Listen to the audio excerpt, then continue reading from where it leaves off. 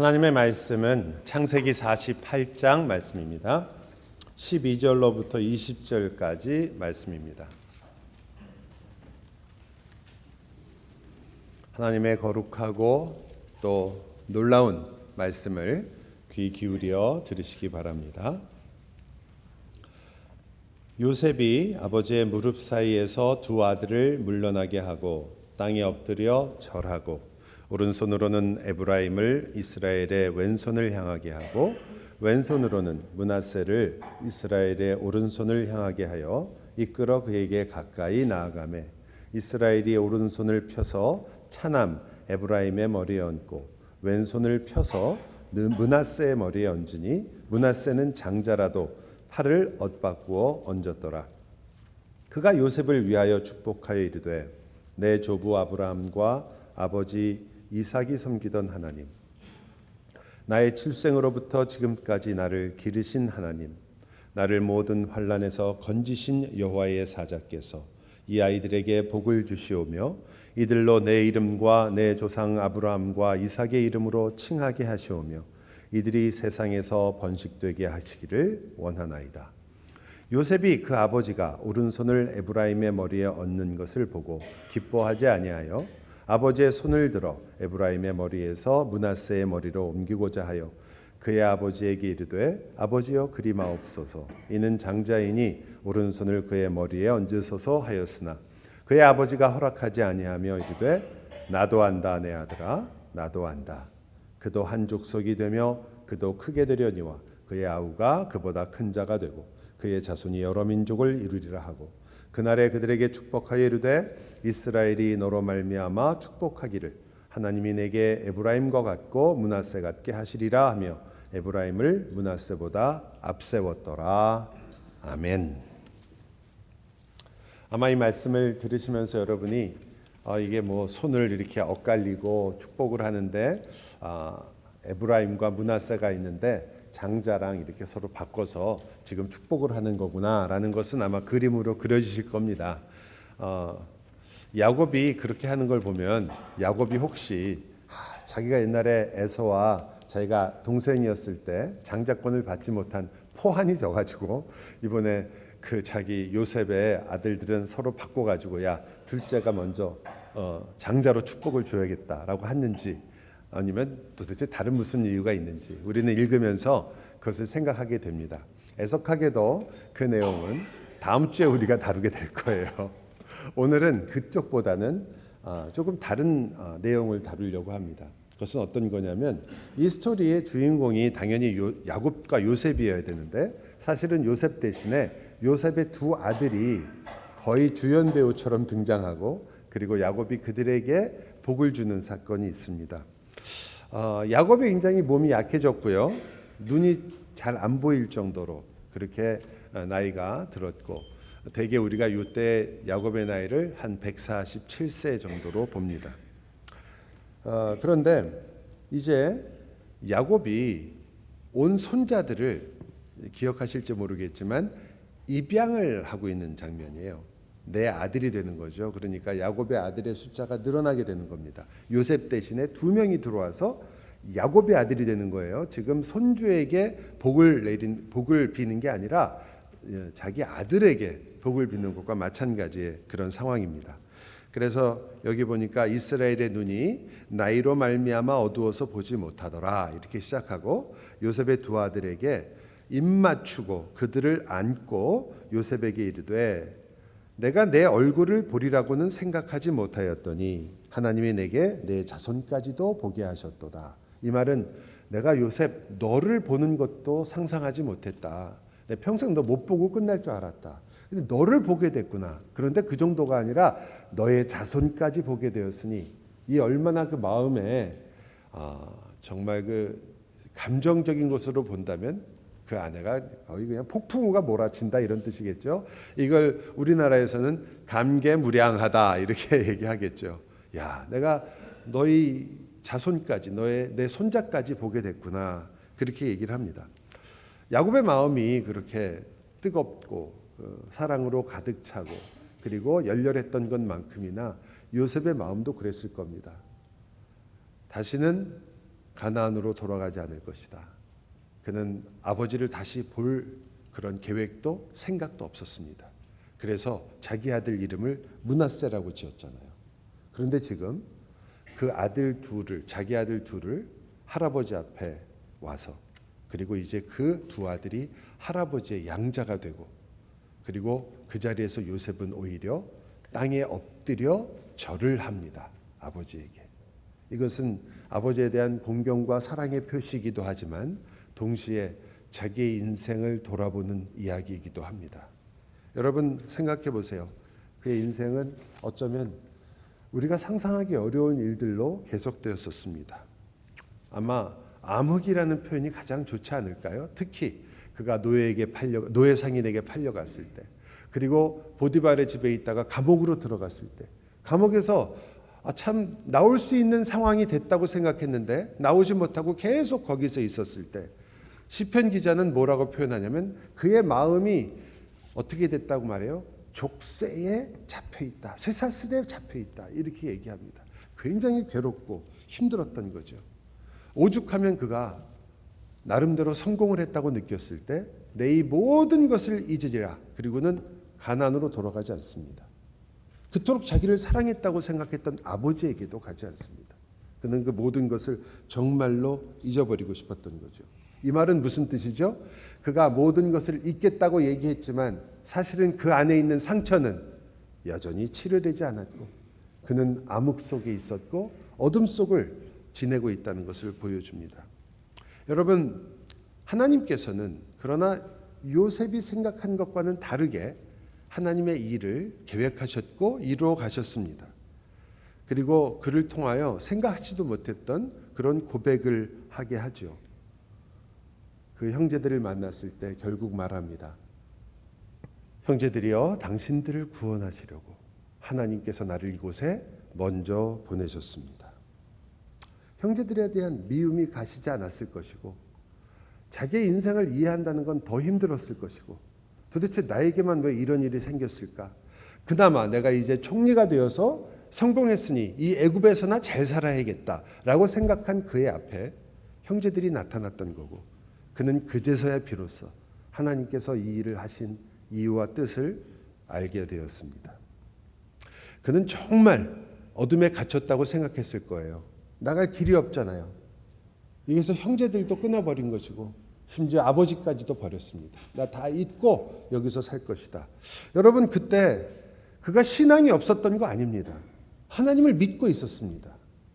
그리고 그가 그렇게 자기 자신에게, 그리고 자기의 삶 속에서 그렇게 힘들고 어려웠으며 고통 속에 있고 어쩌면 원망 속에 있을 때도 하나님께서는 그와 함께 하셨던 것도 우리가 요셉의 이야기를 통해서 잘 알고 있습니다. 그가 나중에 형제들을 받아들이고 아버지를 받아들이고 그리고 굉장히 좋은 신앙을 보여줬을 때 하나님이 그와 함께 한 것이 아니라, 그가 감옥 속에서 고통 속에 힘들어하며 자기의 일들이 자기 뜻대로 되지 않아서 힘들어하는 그때 하나님께서 그와 함께 했다는 것을 우리는 성경을 통해서 알 수 있고, 또한 동시에 그가 신앙을 가지고 있었음에도 불구하고 그러한 연약한 모습을 보일 수밖에 없었다는 것도 우리가 알게 됩니다. 적어도 우리가 존경하는 요셉이었지만, 그러나 그 역시도 힘들고 어려운 순간에 자기 자신의 인생이 어떻게 될 것인가에 대해서 잘 몰랐던 거죠. 그래서 그는 정말 어둠 속에 갇혀버린 것으로, 자기 인생은 이제 여기서 애굽에서 이렇게 살다가 끝나는 것으로, 어쩌면 꺼질 듯 하는 촛불 하나 들고 그래도 나는 총리가 됐으니까, 그래도 나는 성공했으니까 이걸 붙잡고 살리라 해서 그 아들 이름도 에브라임이라고 지었겠죠. 잘 살아보자, 이 말입니다. 그러나 그는 자기가 어둠 속에 갇혀버렸다고 생각했지만 그 깜깜한 것이 어둠에 갇힌 게 아니었고, 사실은 하나님께서 땅에 그를 심었던 것이었습니다. 그래서 그에게는 생명이 있었기에 그것으로부터 뿌리가 내렸고, 그리고 가지가 올라왔고, 꽃이 피었고, 열매를 맺게 되었습니다. 어둠인 줄 알았는데 no way out, 어디로 나가야 될지 모르는, 해결할 수 없는 이 원망, 해결할 수 없는 이 아픔, 해결할 수 없는 이 상처 때문에 어쩔 줄 모르고 나는 그저 이곳에서 이렇게 끝나는 것이 아닌가 생각했던 그 순간에 사실은 하나님께서는 그를 심으셨던 거죠. 그래서 그는 열매를 맺게 됩니다. 이때 야곱이 이 요셉과 만나는 이 마지막 장면이 또 한 번 그에게는 참 큰 위로요, 격려요, 힘이 되는 거죠. 내가 므낫세라고 이름 붙였던 아들, 에브라임이라고 이름 붙였던 아들, 이 애굽에서 그저 이렇게 살 걸로 끝냈던 아들에게 야곱이 그들을 그의 아들로 삼음으로써 므낫세는 이제 무엇을 잊어버립니까? 애굽을 잊고 가나안으로 갈 아들이 되었고, 에브라임은 이 땅에서 잘 되는 것이 아니라 가나안에서 하나님의 약속을 함께 이루고 큰 복을 받을 자로 그의 이름의 의미가 바뀌었기 때문입니다. 여러분, 야곱이 이렇게 그 손자를 아들로 삼아서 축복한 사건이 얼마나 중요한 사건이냐면, 히브리서에서 그 유명한 믿음장에서요, 야곱의 인생을 이야기할 때 우리가 되게 생각하는 야곱의 인생 중에 제일 중요한 것 중에 하나는 베델 사건 아니에요? 그때 막 사다리에 올라갔다 내려갔다 그러고, 그래서 당연히 하나님께서 그를 베델에서 만나주셨다, 믿음으로 그는 베델에서 기도했다, 이게 나올 것 같은데 그거 안 나와요. 더 유명한 건 뭡니까? 야복강 사건 아니에요. 야복강에서 하나님과 씨름했잖아요. 믿음으로 야곱은 하나님과 씨름하여 이스라엘이라는 이름을 얻었더라, 이게 나올 것 같은데 히브리서 11장에서는 그런 내용이 없습니다. 오히려 이렇게 기록합니다. 믿음으로 야곱은 죽을 때에 요셉의 아들들에게 축복했다. 그게 야곱의 인생에서 믿음을 설명하는 가장 중요한 내용이 된 거예요. 그냥 지나칠 일이 아니죠. 그래서 이번 주 한 번으로 못 끝내는 거죠. 여러분, 그 유명한 사건이 아니라 이 사건이 기록됐다는 거에 우리가 놓치면 안 돼요. 이렇게 말해요, 야곱이. 이제 요셉의 아들들은 이제 루벤이나 시므온처럼 될 것이다. 그리고 실제로도 그들은 요셉의 자리를 대신하면서 야곱의 장자 역할을 하게 됩니다. 그 역대하 상해 5장에 가서 보면 르벤과 그리고 요셉의 이야기가 나오면서 유다까지 같이 나옵니다. 유다는 한 족속의 왕으로서 왕가가 됐잖아요, 그죠? 그러나 장자권은 요셉에게 있었더라, 이렇게 표현합니다. 그러니까 장자권이 요셉을 통해서 이루어지게 된 거예요. 굉장히 중요한 의미를 갖게 되는 거죠. 그 중에서도 에브라임과 므낫세였는데 므낫세가 원래 장자였거든요. 이제 에브라임이 된 거죠. 여러분이 아시다시피 이스라엘, 북쪽 이스라엘의 왕들은 어디서 나오나요? 에브라임에서 나오죠. 그래서 하나님께서 이스라엘을 부를 때 유다야, 에브라임아 이렇게 부릅니다. 유다는 남쪽 유다, 우리가 잘 아는 다윗 왕의 그 왕조를 말하고, 북쪽은 바로 에브라임의 왕조를 얘기하거든요. 하나님께서 그렇게 이제 이스라엘의 역사를 이끌어 가시게 되죠. 그리고 마지막에 여기 오늘 20절에도 나와 있지만 사람들이 서로 축복하고 이스라엘이 다른 족속이나 자기 자손에게 축복할 때 이렇게 축복하게 될 거라는 거예요. 에브라임과 같은 복을 누릴지어다, 므낫세와 같은 복을 누릴지어다, 이렇게 축복하게 됐다는 거예요. 그러니 얼마나 대단한 일이 지금 벌어지고 있는 겁니까? 만약 우리가 이렇게 중요한 사건을 다루고 있다는 걸 안다면 도대체 그 축복의 내용이 무엇인지를 오늘은 조금 더 살펴보려고 해요. 도대체 이 이스라엘 통해서, 즉 야곱을 통해서 하나님께서는 어떻게, 무엇을 지금 그들에게 주려고 하는가? 여러분 15절을 한번 같이 보시겠습니다. 오늘 본문 15절이에요. 같이 한번 읽어보겠습니다. 15절과 16절 같이 읽습니다. 그가 요셉을 위하여 축복하여 이르되 내 조부 아브라함과 아버지 이삭이 섬기던 하나님, 나의 출생으로부터 지금까지 나를 기르신 하나님, 나를 모든 환난에서 건지신 여호와의 사자께서 이 아이들에게 복을 주시오며 이들로 내 이름과 내 조상 아브라함과 이삭의 이름으로 칭하게 하시오며 이들이 세상에서 번식되게 하시기를 원하나이다. 아멘. 이 구절은 물론 아브라함과의 언약을 기억하게 하는 거죠. 너희들이 번성할 것이다. 동시에 이 아브라함과 이삭의 이름으로 그들이 칭하게 될 것이다 라는 것을 통해서 이제 약속과 하나님의 약속의 자손이 되는 그 이야기를 하고 있습니다.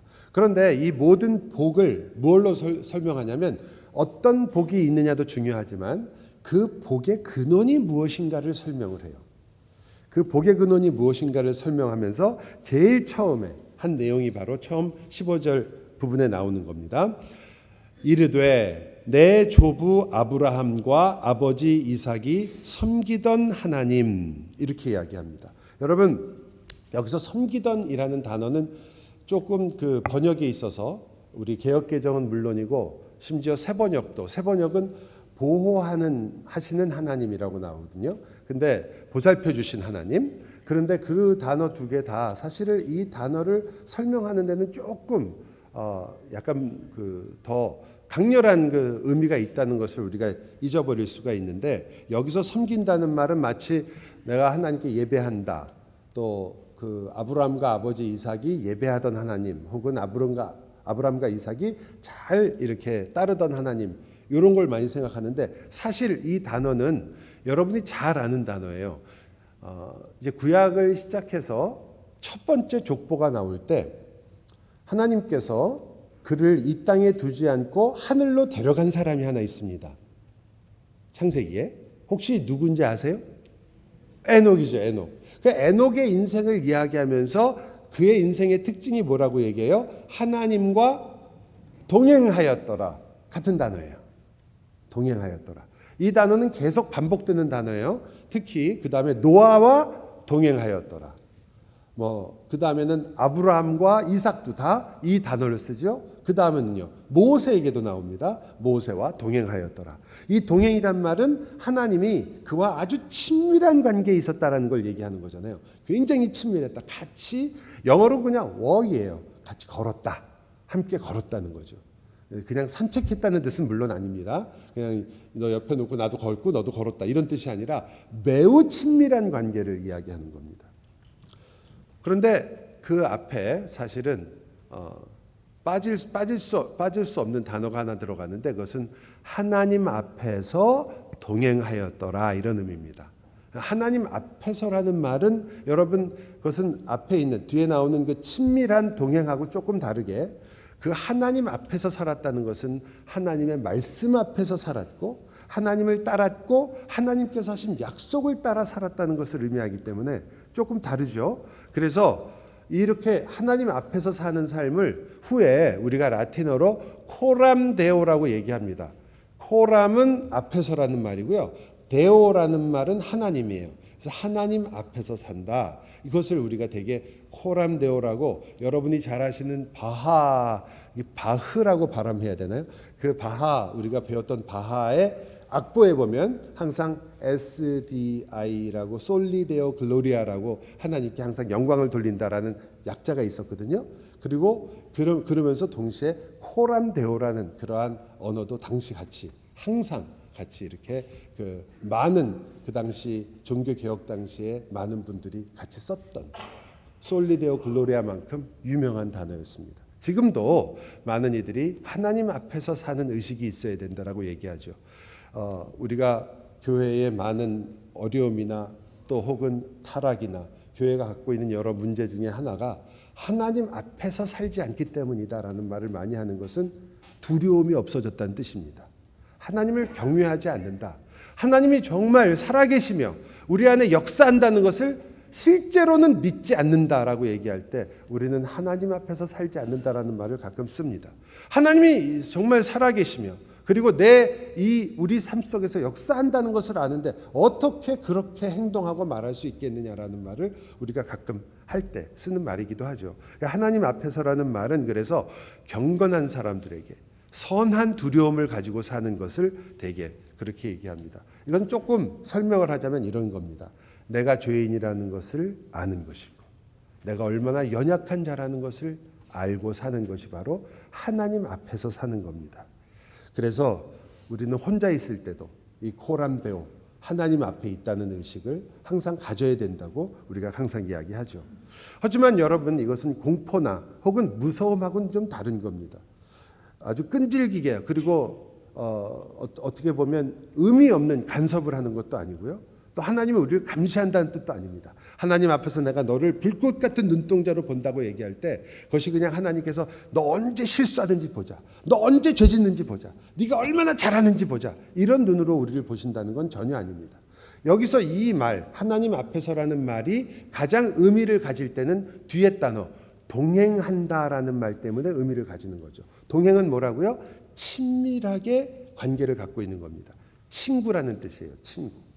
그러니까 하나님 앞에서 사는데 친구처럼 산다라는 걸 의미할 때 우리는 이 친밀하고 사랑이 많은 관계를 표현할 때 쓰는 바로 지금 그것을 이야기하고 있는 거죠.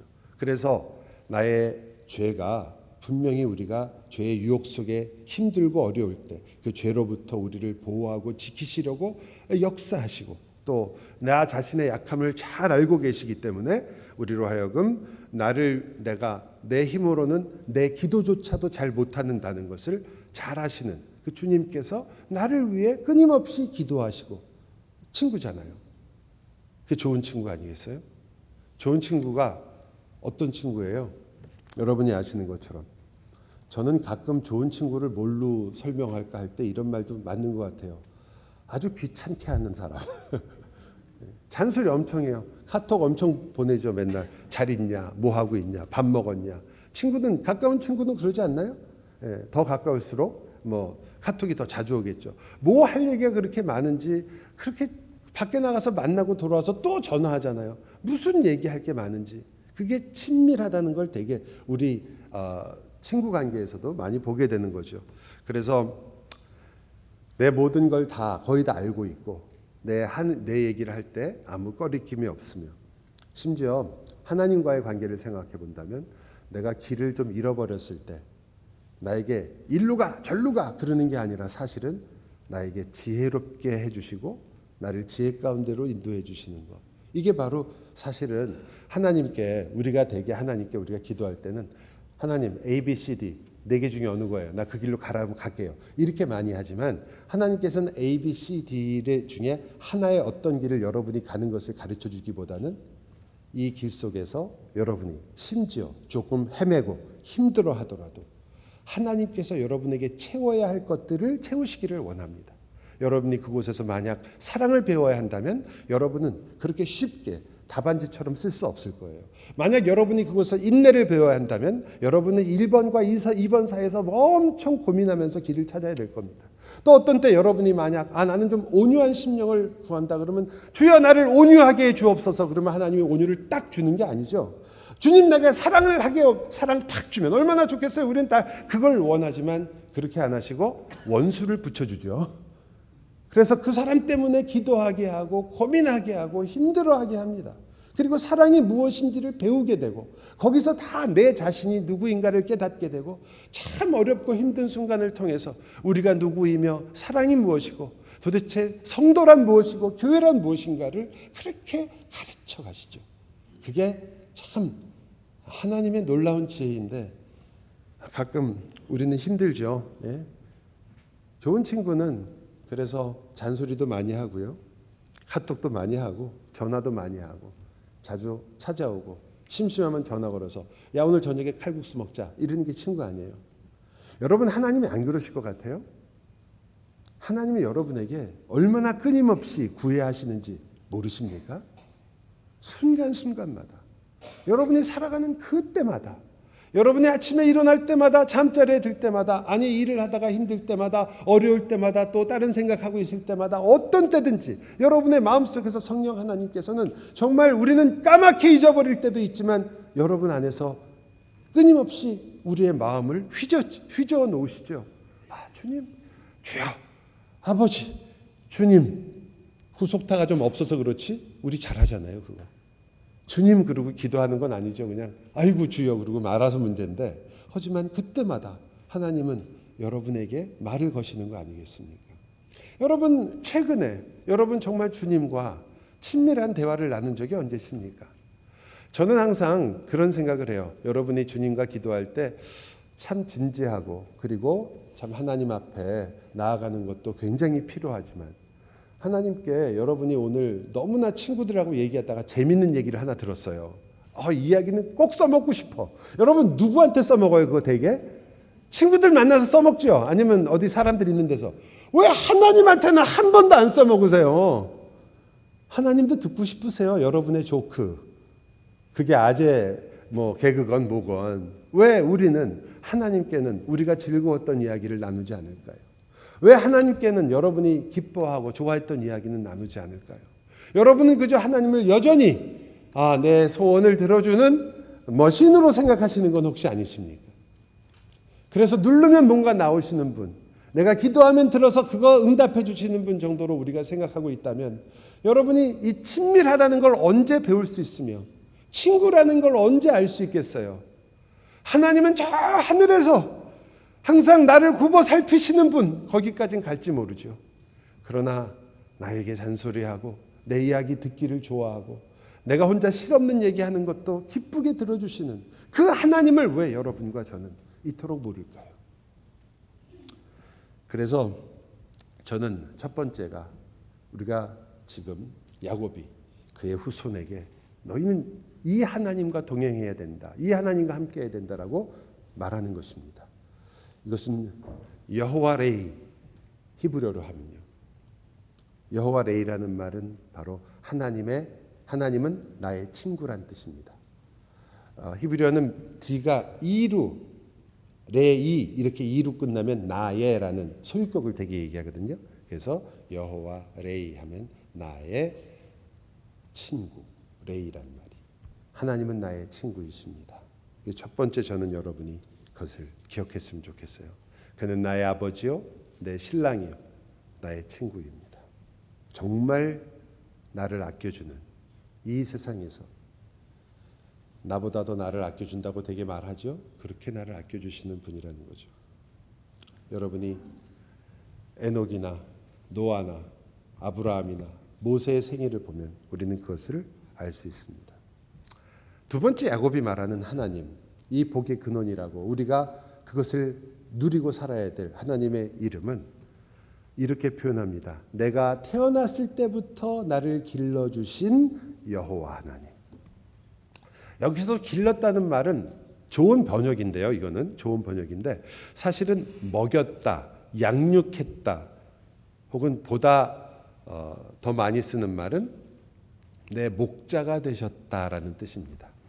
모든 위험으로부터 나를 보호하실 뿐 아니라 사실은 부족함이 없게 하는 자, 이게 목자입니다. 여러분이 잘 아시는 시편 23편이죠. 여호와는 나의 목자시니 내게 부족함이 없다.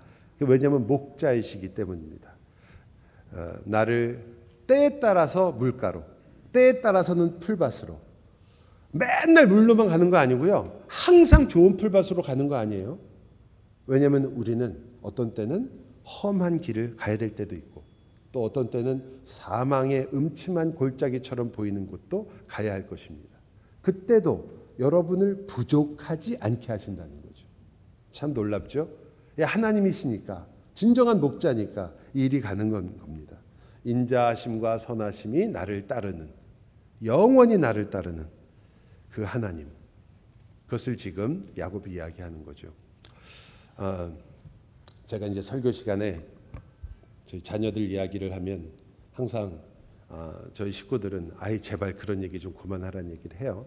그래서 안 하려고 하다가 평상시에 이렇게 앉아서 얘기를 많이 하지만 설교 시간에 안 하려고 하는데 이제 저도 나이가 이제 조금씩 들으면서 이제 우리 아이들이 크니까 이제 옛날 이야기니까 좀 해도 되지 않나 이걸 이해하는데 저도 참 도움이 많이 돼서 여러분과 함께 나누려고 그래요.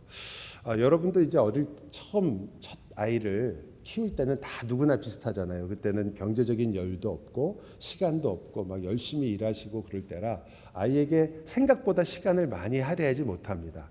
목사는 특히 좋은 아빠가, 엄마는 몰라도 좋은 아빠가 되는 경우가 굉장히 부족해요. 왜냐하면 주말에 아이들하고 시간을 보내질 못하니까 아이가 무슨 경기를 한다, 뭘 한다, 주일날 또 뭐 한다 그러면 한 번도 같이 가줄 수도 없고 그걸 돌봐주기도 어려우니까 아이의 입장에서 본다면 내가 필요할 때 내 옆에 없었다 이거죠. 그렇기 때문에 좋은 아빠 소리를 듣기가 되게 어렵습니다. 뿐만 아니라 뭐 그렇다고 여러분도 비슷하겠지만 아이 처음 낳았을 때 경제적인 여유가 많아서 뭐 용돈도 주고 사고 싶은 거 사게 해주고 이런 것도 굉장히 어렵잖아요.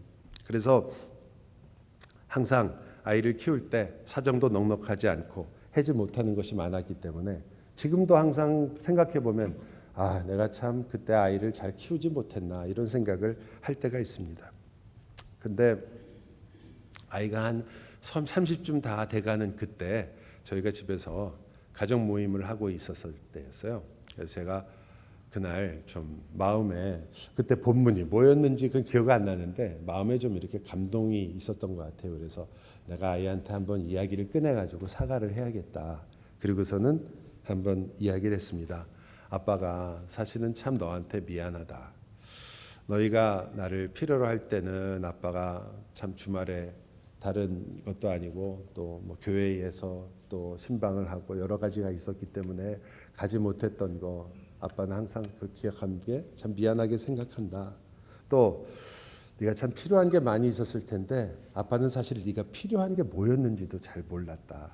너무 미안하다. 이렇게 얘기를 했어요. 그랬더니 그때 아이가 저한테 한 말이 저를 위로를 하려고 한 말인지는 모르겠지만 이렇게 얘기를 하더라고요. 아빠가 항상 뭐 그렇게 얘기하진 않았지만 그래도 설교할 때 제일 많이 이런 얘기 하지 않았느냐. 하나님은 나의 목자시니 나에게는 부족함이 없다. 그게 아빠가 한 말이 아니냐. 그러면서 이렇게 얘기해요. 자기가 아무리 생각해도 자기는 부족함이 없었대요. 신앙이 엄청 좋은 거죠, 그죠? 칭찬을 해줘야 될 일이에요. 근데 그렇게 생각이 안 들어요, 솔직히. 얼마나 부족했는지 알죠. 우리 큰애가 클 때요, 나이키가 유행이었어요. 제가 나이키 신발 한 번 사준 적도 없거든요. 아마 그때 아이가 어디 놀러 가고 싶었겠죠. 근데 아이와 함께 뭐 이렇게 기억에 남을 만하게 같이 놀러 가준 적도 거의 없습니다. 용돈을 준 기억이 없어요. 제가 생각해 보니까 제 용돈 타는데 혈안이 돼가지고 나라도 조금 받아갖고 쓰자 이 생각을 하느라고 아이한테 용돈을 준다는 생각을 거의 해본 적이 없는 거예요. 그러니 아이가 하는 말은 다른 의미였던 거예요. 아이도 그렇게 기억을 할지는 모르겠지만 부족한 것은 나이키 신발이었지만 하나님께서는 그 아이의 부족한 마음을 나이키 신발로 채우신 게 아니라 아마 인내와 또 자기 자신이 하나님 안에서 무엇으로 만족해야 되는지를 아는 마음으로 조금씩 채우지 않으셨을까. 아마 그는 여행을 다니고 싶었겠지만 가족이 무엇인지 우리가 함께 같이 어려움을 나눈다는 것이 무엇인지로 그의 마음을 채우지 않았을까. 용돈은 잘 받지 못했지만 그러나 내가 어떻게 하는 것이 이 세상에서 하나님과 그리고 하나님이 나의 모든 것이 된다는 것, 내 가진 것 모든 것이 하나님 것이라는 것을 배우는 것으로 하나님이 그 부족함을 채워가지 않았을까. 그래서 그 아이의 기억에는 나는 참 부족함이 없습니다라는 그러한 생각과 고백이 나온 것이 아닌가. 왜냐하면 저도 비슷하니까요. 목회를 하는 동안 신앙생활을 하는 동안 얼마나 많은 부족함이 있었겠습니까? 하나님께 여호와는 나의 목자시니 내게 부족함이 없다니 참 이해가 안 갑니다. 하나님 정말 부족함이 너무나 많습니다. 저 자신도 그렇지만 제가 원했던 것 이렇게 되기를 바랬던 것이 제대로 되는 일이 어쩌면 이렇게도 적습니까? 교회에 여러 가지 일들이 있고 그 일들 중에 해결이 안 되는 일들이 아마 앞으로도 있겠지만 여전히 남아 있으며 그것으로 인해서 많은 상처와 아픔을 많은 사람들이 겪을 때도 있고 어떤 때는 그것이 기가 막히게 해결이 되어서 너무 기쁘고 즐거웠던 추억과 그런 모든 일들이 있습니다. 이 교회에 저희 교회 특히 많은 지금은 그런 얘기를 많이 듣지는 못하지만 아마 재정부에서나 얘기할지 모르지만 단 한 번도 제가 이 목회를 하면서 이 교회에서 목사님 올해는 조금 쓰셔도 되겠어요. 돈이 좀 남네요. 이런 말을 들어본 적은 없습니다. 똔똔이 되거나 부족하거나 모자라서 매일 하나님께 주님 부족합니다라고 이렇게 말해야 되는데, 그러나 여기까지 주님께서 도와주시고, 그래서 저도 똑같이 고백을 하게 되는 거죠. 여호와는 우리의 목자시니 우리에게 부족함이 없습니다.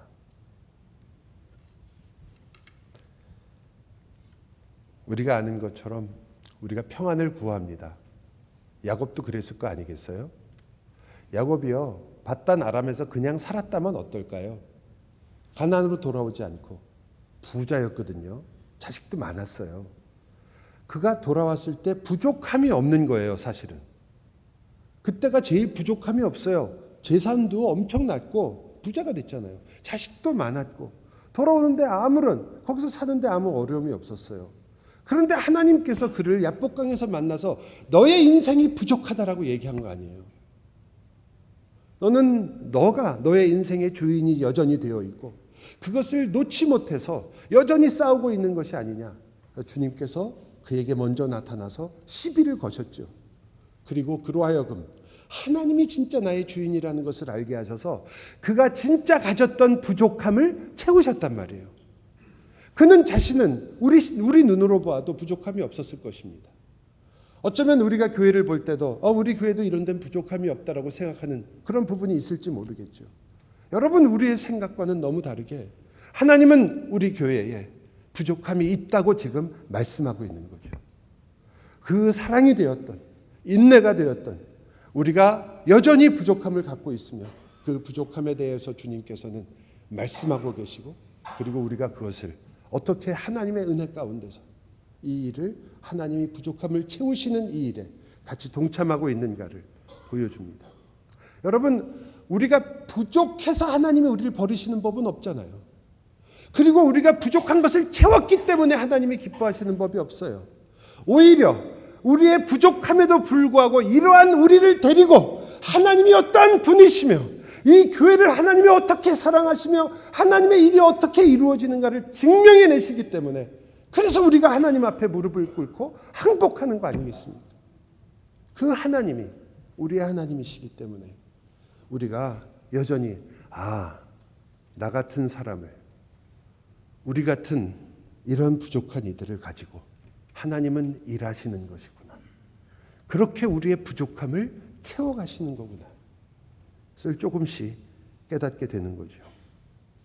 여러분, 그래서 우리가 첫 번째 여호와께서 우리의 뭐였죠 처음이? 드디어 이제 다가오는 것 같아요. 여호와 레이를 자꾸 여호와 이레라고 제가, 여호와 레이라는 말은 여호와께서 나의 친구라. 두 번째는 우리가 지금 목자라, 여호와 로이라는 단어죠. 여호와께서 나의 목자시다. 마지막으로는요 이렇게 말해요.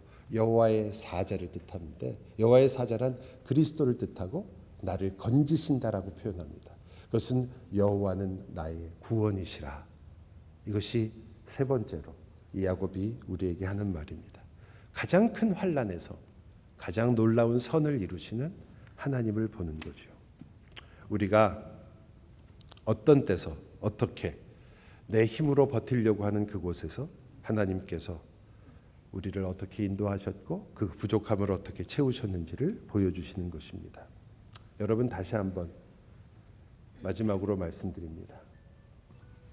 어둠밖에 여러분에게 보이지 않고 내가 어둠에 갇혔다고 생각될 때, 여러분은 어둠 속에 갇혀 있는 것이 아니라 어둠처럼 보이지만 땅 속에 심겨지는 것입니다. 그리고 그때 여러분은 살아있기 때문에 싹을 낼 것이고 열매를 맺을 것입니다.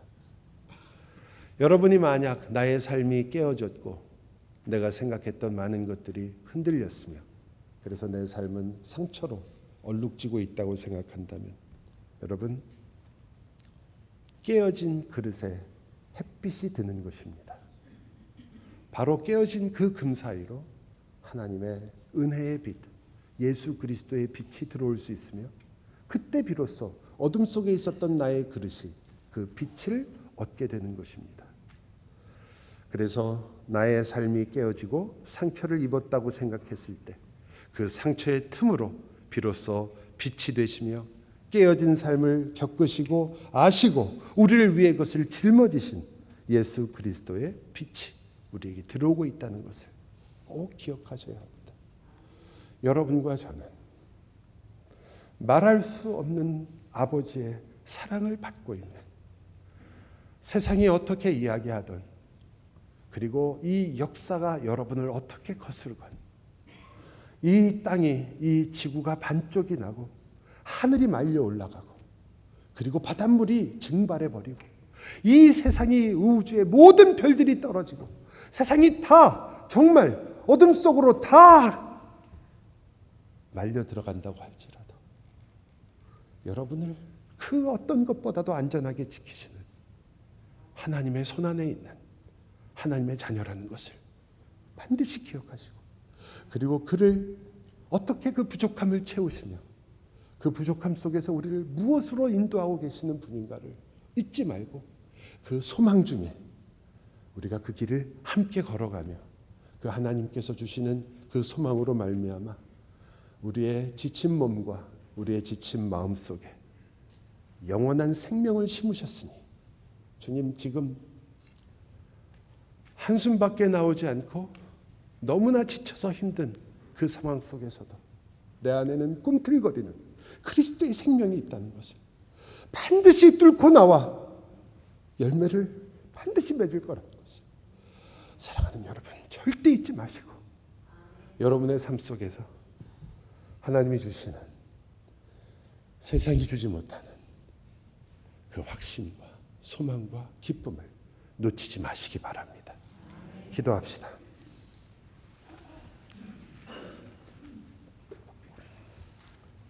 사랑의 주님, 저희가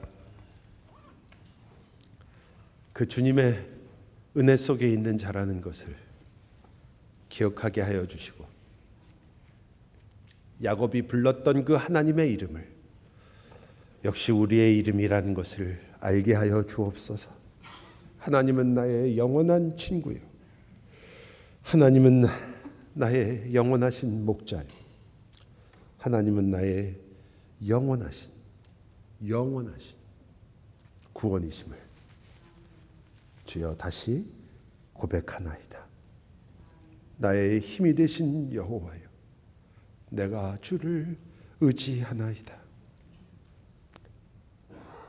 좋으신 우리 하나님,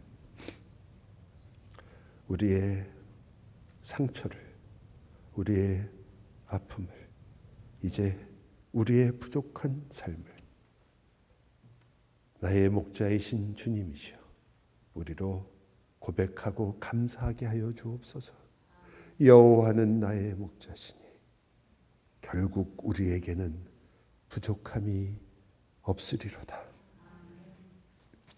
예수 그리스도의 이름으로 기도하옵나이다. 아멘.